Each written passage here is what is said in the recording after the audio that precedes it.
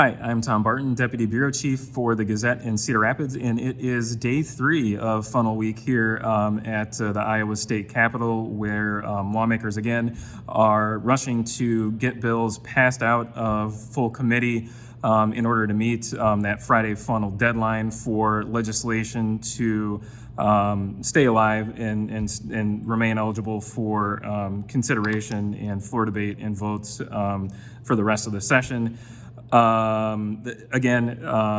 That legislative deadline is meant to kind of winnow the number of bills that lawmakers consider over the next several weeks as they prioritize the workload ahead for them as we kind of get to the back nine of this legislative session.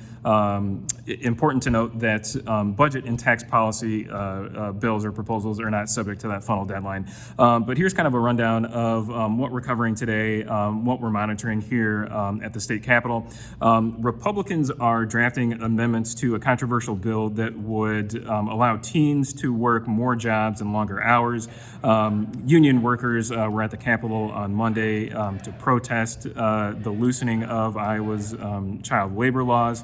Iowa lawmakers are also set to advance bills limiting what can be included in school libraries and curriculum, along with other education measures, including the bill that my colleague Aaron Murphy wrote about in today's Gazette that would prohibit transgender students from using bathrooms and changing facilities that correspond to the gender with which they identify. As I mentioned, my colleague Aaron Murphy wrote about that yesterday, so if you haven't had a chance to check that out, go to thegazette.com or pick up a copy of today's paper and get caught up to speed. Moving on, Iowa's public universities would be prohibited from hiring diversity, equity, and inclusion officers under legislation that's being considered by Republican state lawmakers.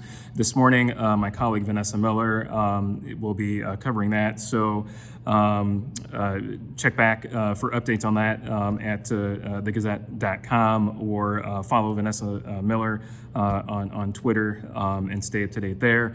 And then lastly, planned reductions to Iowa state income taxes would be accelerated under legislation that is also being considered in the Iowa Senate.